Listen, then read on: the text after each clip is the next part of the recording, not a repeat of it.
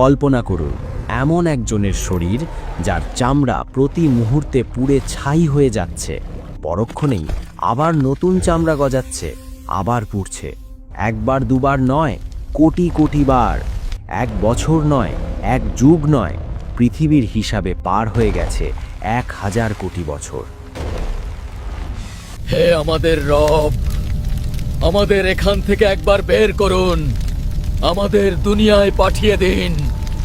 জাহান্নামের সবচেয়ে গভীর গর্তে আগুনের এক সিন্দুকের ভেতর কুঁকড়ে পড়ে আছে একটি যন্ত্রণা কাতর সত্তা। তার চেহারা বিকৃত, চোখগুলো গলে বেরিয়ে আসছে, সারা শরীরে আগুনের পোকাগুলো কিলবিল করছে। সে চিৎকার করতে চাইছে, কিন্তু তার গলা দিয়ে কোনো আওয়াজ বের হচ্ছে না, বের হচ্ছে শুধু ফুটন্ত ধোঁয়া। কে এই সত্তা? এ আর কেউ নয়, এ হলো সেই অভিশপ্ত ইবলিস যে বলেছিল, আমি আদমের চেয়ে শ্রেষ্ঠ। কেন আমি নত হব হই নগণ্য মাটির পুতুলের সামনে? আজ 1000 কোটি বছর পর তার সেই অহংকারের পরিণতি কি? আজ সে জাহান্নামের গভীরে কি করছে? সময় বা কাল দুনিয়াতে আমাদের কাছে খুব দামি, কিন্তু আখেরাতে, বিশেষ করে জাহান্নামে, সময় বা টাইম এক অভিশাপ। আল্লাহ তাআলা ইবলিসকে কেয়ামত পর্যন্ত হায়াত দিয়েছিলেন। সে তার হায়াত শেষ করেছে পাপ আর ধোঁকা দিয়ে, কিন্তু বিচারের দিন শেষ হওয়ার পর যখন অনন্তকাল শুরু হলো, তখন থেকে শুরু হলো তার আসল লাঞ্ছনা। আজ আমরা ইতিহাসের পাতা আর হাদিসের ইঙ্গিত থেকে এমন এক দৃশ্য আঁকব যা দেখলে আপনার রক্ত হিম হয়ে যাবে। আজকের ভিডিওতে আমরা দেখব 1000 কোটি বছর আগুনে জ্বলার পর শয়তানের শারীরিক গঠন কেমন হয়েছে, তাকে কি খেতে দেওয়া হচ্ছে, এবং এত বছর পর সে তার সঙ্গীদের সাথে কি আচরণ করছে। দূরে সরে যাও। আল্লাহ তাআলা কেন তাকে কুকুরের সাথে তুলনা করবে, আর কি বা হবে তার শেষ ভাষণ? জাহান্নামের স্তরগুলোর মধ্যে সবচেয়ে ভয়াবহ স্তর হল হাবিয়া বা অতল গহ্বর। দুনিয়ার আগুন যার কাছে বরফের মতো মনে হবে, এতটাই উত্তপ্ত সেই স্থান।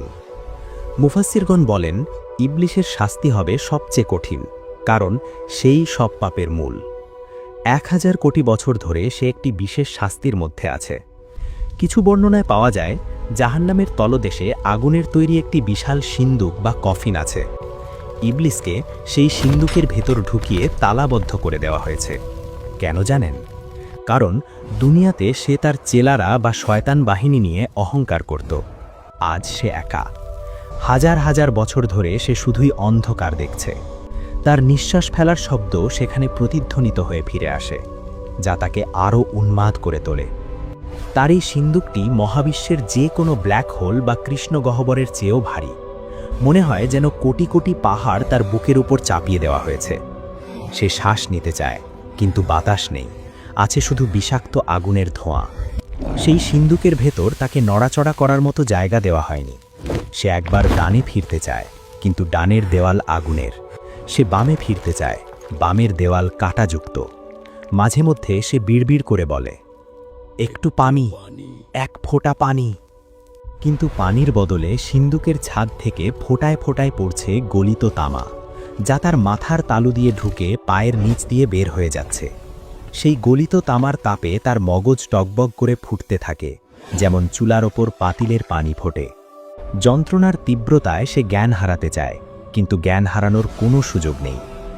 1000 কোটি বছর ধরে এই একই শাস্তি, কোনো বিরতি নেই, কোনো ঘুম নেই। জাহান্নামীরাও অন্তত একে অপরকে দেখতে পায়, কিন্তু ইবলিসকে রাখা হয়েছে চরম একাকিত্বে। তার অহংকার চূর্ণ করার জন্য এই নিঃসঙ্গতাই যথেষ্ট। ইবলিসের এই যন্ত্রণার গভীরতা মাপার কোনো স্কেল বা থার্মোমিটার মহাবিশ্বে নেই। তবে এর ভয়াবহতা কিছুটা আঁচ করতে হলে আমাদের তাকাতে হবে জাহান্নামের সবচেয়ে সর্বনিম্ন বা তথাকথিত হালকা শাস্তির দিকে। সহিহ হাদিসে এসেছে, জাহান্নামের যার শাস্তি হবে সবচাইতে কম, তাকে আগুনের তৈরি মাত্র 2টি জুতো করিয়ে দেওয়া হবে। মাত্র 2টি জুতো। কিন্তু সেই জুতোর তাপ কোনো সাধারণ আগুনের তাপ নয়। জুতো পায়ে দেওয়ার সাথে সাথে তার পায়ের তলা থেকে এক অকল্পনীয় বৈদ্যুতিক শকের মতো তাপ সোজা তার মস্তিষ্কে আঘাত করবে। চুলার ওপর টকবক করে ফোটা পানির মতো কিংবা ভাতের মার যেভাবে টকবক করে ফুটে উপচে পড়ে, ঠিক সেভাবেই তার মগজ মাথার খুলির ভেতর ফুটতে থাকবে। তীব্র যন্ত্রণায় তার মগজ গলে তরল হয়ে নাক ও কান দিয়ে লাভা স্রোতের মতো বেরিয়ে আসবে। সেই ব্যক্তি চিৎকার করে বলবে, আল্লাহর কসম, এর চেয়ে কঠিন শাস্তি আর কাউকে দেওয়া হচ্ছে না। অথচ সে জানে না সেটাই হলো জাহান্নামের লেভেল 1 বা সর্বনিম্ন স্তর। এবার কলিজা শক্ত করে ভাবুন ইবলিসের কথা। যে ব্যক্তি আগুনের জুতো পরে আছে সে জাহান্নামের আগুনের উৎস থেকে বহু দূরে, কিন্তু ইবলিস আছে সেই আগুনের হৃৎপিণ্ডে, একেবারে কোরের ভেতর। বিজ্ঞান বলে সূর্যের ওপরের তাপমাত্রার চেয়ে কেন্দ্রের তাপমাত্রা কোটি গুণ বেশি। ঠিক তেমনি সাধারণ জাহান্নামীদের শাস্তি যদি হয় জ্বলন্ত মোমবাতির ছ্যাঁকা, তবে ইবলিসের শাস্তি হল জীবন্ত আগ্নেয়গিরির গলিত লাভায় ডুবে থাকা। পৃথিবীর শুরু থেকে শেষ পর্যন্ত যত পাপ হয়েছে, যত খুন, যত ধর্ষণ, যত শিরক, তার সবগুলোর কমিশন বা ভাগ ইবলিসের কাঁধে জমা হয়েছে। তাই তার আগুনের রং লাল নয়, তার আগুন কুচকুচে কালো। সর্বনিম্ন শাস্তির ওই ব্যক্তি যদি ইবলিসের শাস্তির এক ফোঁটাও অনুভব করত, তবে সে মুহূর্তেই ভস্ম হয়ে যেত। ইবলিস প্রতি ন্যানোসেকেন্ডে এমন দাহন সহ্য করছে যা পৃথিবীর সমস্ত পারমাণবিক বোমা একসাথে বিস্ফোরিত হলেও তৈরি করা সম্ভব নয়। তার আর্তনাদ যদি একবার দুনিয়ার মানুষ শুনতে পেত, তবে ভয়ে এবং আতঙ্কে পৃথিবীর সমস্ত মানুষের হৃৎস্পন্দন চিরতরে বন্ধ হয়ে যেত। হাদিসে এসেছে, জাহান্নামে কাফেরদের শরীর বিশাল বড় করে দেওয়া হবে, যাতে তারা আগুনের স্বাদ বেশি করে নিতে পারে। ইবলিসের শরীর পাহাড়ের মতো বিশাল। 1000 কোটি বছর ধরে পুড়তে পুড়তে তার চেহারা এখন চেনার উপায় নেই। একসময় সে ছিল ফেরেশতাদের শিক্ষক, দেখতে ছিল উজ্জ্বল। আজ সে কুৎসিত, কালো কয়লার মতো। তার শরীর থেকে এমন দুর্গন্ধ বের হচ্ছে যে যদি তা দুনিয়াতে আসত, তবে পৃথিবীর সব প্রাণী সেই গন্ধে মারা যেত। তার চোখের পাপড়িগুলো পুড়ে গেছে বহু আগেই। এখন চোখের কোটর থেকে আগুনের লাভা গড়িয়ে পড়ছে, যা তার গালের মাংস গলিয়ে দিচ্ছে। সে হাত দিয়ে মুখ ঢাকতে চায়, কিন্তু তার হাতগুলো কয়লার মতো শক্ত হয়ে অবশ হয়ে আছে। তার ক্ষুধা, কোটি বছর না খেয়ে থাকার পর তার পেটের ভেতরটা জ্বলছে। সে ক্ষুধার জ্বালায় চিৎকার করছে। তখন ফেরেশতারা তাকে টেনে নিয়ে যায় জাক্কুম গাছের নিচে। ইবলিস সেই কাঁটাযুক্ত ফল চিবিয়ে খেতে বাধ্য হয়। যেই ইবলিস দুনিয়াতে মানুষকে হারাম খাবার, মদ আর সুদের লোভ দেখাতো, আজ তার গলায় আটকে আছে জাক্কুমের কাঁটা। কাঁটাগুলো তার গলার ভেতর ছিঁড়ে ফেলছে। সেই কাঁটাগুলো পেটের ভেতর গিয়ে আগুনের গোলার মতো জ্বলতে থাকে। মনে হয় যেন পেটের ভেতর হাজার হাজার বিষধর সাপ দংশন করছে। সে গিলতে পারছে না, আবার খেলতেও পারছে না। সে চিৎকার করে বলছে, পানি, পানি দাও, কলিজা ফেটে গেল। তখন তাকে দেওয়া হয় হামিম, ফুটন্ত টকবগে পানি। সেই পানি মুখের কাছে নিতেই তার মুখের মাংস খসে পড়ে যায়। কিন্তু তৃষ্ণার জ্বালায় সে সেই আগুনের পানিই পান করে। আর পান করার সাথে সাথে তার নাড়িভুঁড়ি গলে পায়খানার রাস্তা দিয়ে বের হয়ে যায়। সে নিজের গলে যাওয়া নাড়িভুঁড়ির দিকে তাকিয়ে থাকে। সেগুলোকে আবার পেটের ভেতর ঢোকাতে চায়, কিন্তু পারে না। এক অসহ্য দৃশ্য। ভাবুন তো, একবার পেট গলে বের হয়ে যাওয়ার পর আল্লাহ আবার তাকে আগের মতো সুস্থ করে দেন। কেন? যাতে আবার নতুন করে শাস্তি শুরু করা যায়। চামড়া জোড়া লাগার সেই দৃশ্য আরও বেশি ভয়ানক। সুস্থ হওয়ার পর সে এক মুহূর্তের জন্য স্বস্তি পায় না, বরং দ্বিগুণ ভয়ে কুঁকড়ে যায়। কারণ সে জানে এখনই আবার আযাব শুরু হবে। এভাবেই কেটে গেছে 1000 কোটি বছর। তবে সবচেয়ে মর্মান্তিক দৃশ্যটি ঘটে তখন, যখন যন্ত্রণার চরম সীমায় পৌঁছে ইবলিস সরাসরি তার রবের সাথে কথা বলার চেষ্টা করে। পবিত্র কুরআনের সূরা আল মুমিনুনে আল্লাহ জাহান্নামীদের এই শেষ ফরিয়াদের কথা উল্লেখ করেছেন। 1000 কোটি বছর পর, সব অহংকার ধুলোয় মিশে যাওয়ার পর, ইবলিস এবং তার অনুসারীরা শেষবারের মতো আকাশের দিকে তাকায়। ইবলিস মনে করতে পারে বহু কোটি বছর আগে সে এই আল্লাহর ইবাদত করত। সে ভাবে হয়তো দয়াময় আল্লাহ একবারের জন্য তার দিকে তাকাবেন। সে তার বিকৃত গলায় বুক ভাঙা আর্তনাদ নিয়ে চিৎকার করে ওঠে, রব্বানা আখরিজনা মিনহা। আল্লাহ, আমার কথা শুনুন। আমি জানি আমি পাপ করেছি, কিন্তু আপনার রহমত কোথায়? আমাকে মুক্তি দিন। হে আমাদের রব, আমাদের এখান থেকে একবার বের করুন, আমাদের দুনিয়ায় পাঠিয়ে দিন। আমরা আর পাপ করব না, আমরা নেক কাজ করব।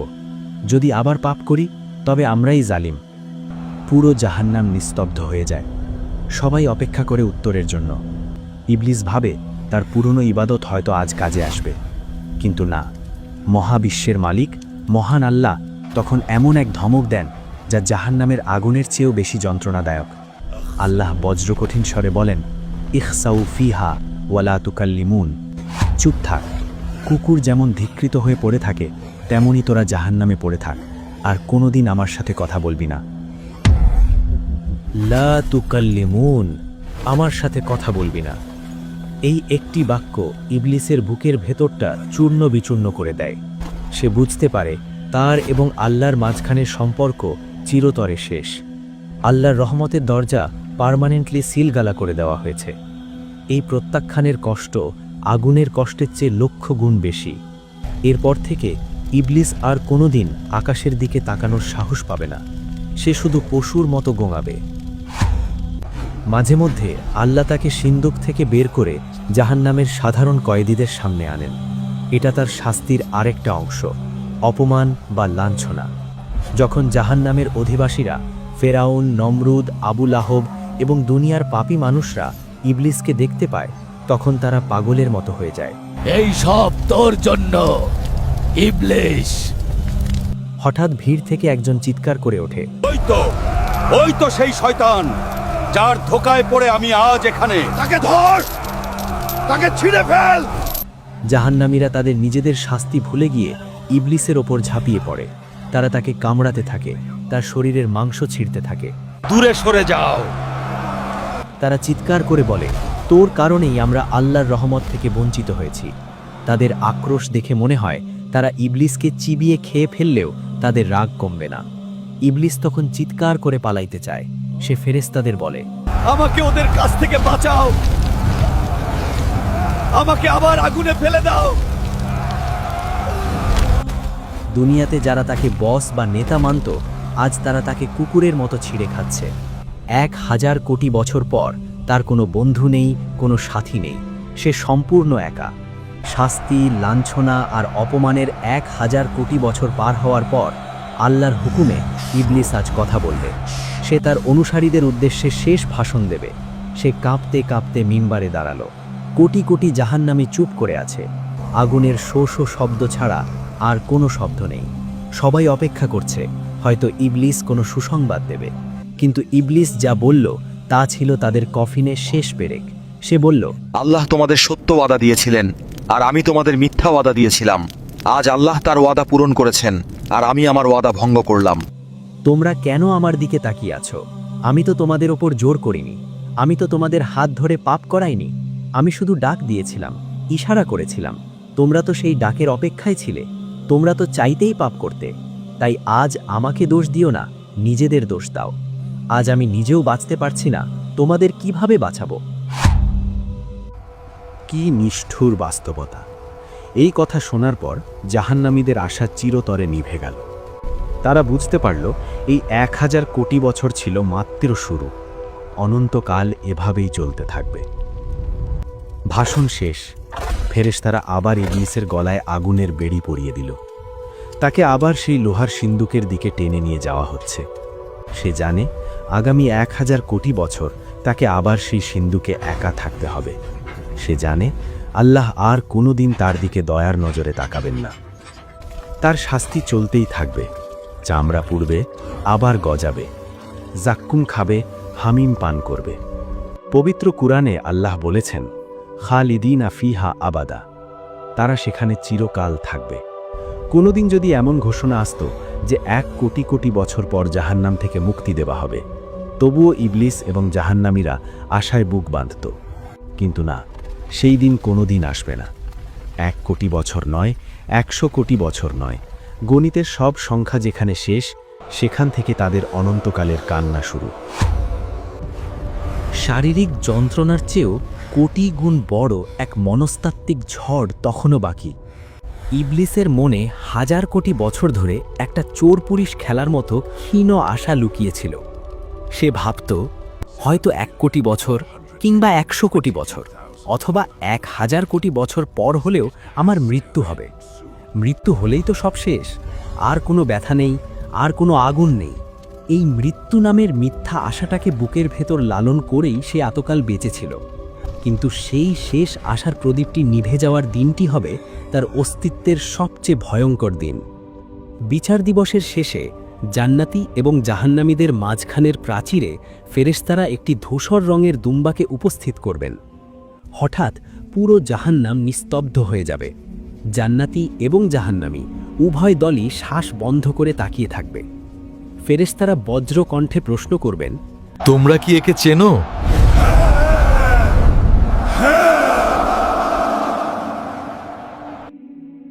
এ হলো মৌত, এ হলো মৃত্যু, যাকে আমরা দুনিয়াতে ভয় পেতাম আর আজ যাকে আমরা মুক্তির দূত হিসেবে চাইছি। জাহান্নামীদের চোখে তখন চকচকে আশা। ইবলিসও সিন্দুকের ফাঁক দিয়ে তাকিয়ে আছে, ভাবছে এই বুঝি তার মুক্তির লগ্ন এলো। কিন্তু ঠিক তখনই মহাবিশ্বের কোটি কোটি সত্তার চোখের সামনে এক ধারালো ছুরি দিয়ে মৃত্যুকে জবাই করে দেওয়া হবে। রক্তের ফোঁটা পড়ার সাথে সাথে মৃত্যু ঘটে গেল। ফেরেশতারা তখন চূড়ান্ত রায় ঘোষণা করবেন, হে জান্নাতবাসী, আর মৃত্যু নেই, তোমরা অমর। হে জাহান্নামবাসী, আর মৃত্যু নেই, তোমরাও অমর। এই ঘোষণা শোনামাত্রই ইবলিসের সিন্দুকের ভেতর এমন এক পৈশাচিক দৃশ্য তৈরি হবে যা ভাষায় প্রকাশ করা অসম্ভব। মৃত্যু যখন জীবিত ছিল তখন পালানোর একটা শেষ দরজা খোলা ছিল, কিন্তু মৃত্যু নিজেই যখন মৃত তখন এই আগুন, এই সিন্দুক, এই জাক্কুম, এই সাপ বিচ্ছু সবই অনন্ত। সমাপ্তি, শেষ বা দি এন্ড শব্দগুলো ইবলিসের ভাগ্যলিপি থেকে চিরতরে ইরেজ বা মুছে ফেলা হলো। হতাশার চরম পর্যায়ে পৌঁছে ইবলিস পাগলের মতো নিজের শরীরে আঘাত করতে শুরু করবে। সে তার নখ দিয়ে নিজের মুখের চামড়া ছিঁড়ে ফেলবে, আগুনের দেওয়ালে নিজের মাথা ঠুকতে থাকবে। সে তার বিকৃত গলায় চিৎকার করে বলবে, হে আল্লাহ, আমাকে মাটি বানিয়ে দাও, আমাকে অস্তিত্বহীন করে দাও, আমি আর বাঁচতে চাই না। কিন্তু তার সেই চিৎকার অনন্তকালের দেওয়ালে ধাক্কা খেয়ে আবার তার কাছেই ফিরে আসবে। ইবলিস বুঝতে পারবে সে এক অনন্ত লুপে বা চক্রে আটকা পড়ে গেছে, যেখানে ঘড়ির কাঁটা নেই, ক্যালেন্ডারের পাতা নেই, আছে শুধু অন্তহীন হাহাকার। অনন্তকাল শব্দটা এখন তার গলার এমন এক ফাঁস যা তাকে মারবেও না, আবার বাঁচতেও দেবে না, শুধু তিলে তিলে পলে পলে যন্ত্রণা দেবে। প্রিয় দর্শক, এই সত্যটি ভয়ের, কিন্তু তার চেয়েও বেশি ভয়ের হলো আমাদের গাফিলতি। আজ আমরা শান্তিতে ঘুমাচ্ছি, শয়তান আমাদের কানের কাছে এসে বলছে, আরে আরও সময় আছে, পরে নামাজ পড়ব, পরে ভালো হব। কিন্তু যে ইবলিস 1000 কোটি বছর পরও নিজের দোষ অস্বীকার করবে, তার কথায় আপনি কেন নিজের আখেরাত বরবাদ করছেন? সে তো প্রকাশ্য শত্রু। সে তো চায় আপনিও তার সাথে সেই আগুনের সিন্দুকে বন্দী হন। সে একা পুড়তে চায় না, সে আপনাকে সাথে নিয়ে পুড়তে চায়। এখনও সময় আছে। আপনার বুকের বাম পাশে যে হৃৎপিণ্ডটি ধুকপুক করছে, ওটা থামার আগেই ফিরে আসুন। আল্লাহর দয়ার দরজা এখনও খোলা। আসুন আজই তওবা করি, শয়তানের প্ররোচনা থেকে আল্লাহর কাছে পানাহ চাই। হে আল্লাহ, আমাদের এবং আমাদের পরিবারকে জাহান্নামের সেই ভয়াবহ শাস্তি থেকে রক্ষা করুন। ইবলিসের ধোঁকা থেকে আমাদের ঈমানকে হেফাজত করুন। আমিন। ভিডিওটি শেয়ার করে আপনার পরিচিতদের সতর্ক করুন। কে জানে, হয়তো এই ভিডিওটি দেখার পর কারো জীবনের মোড় ঘুরে যেতে পারে। জাযাকাল্লাহু খাইরান।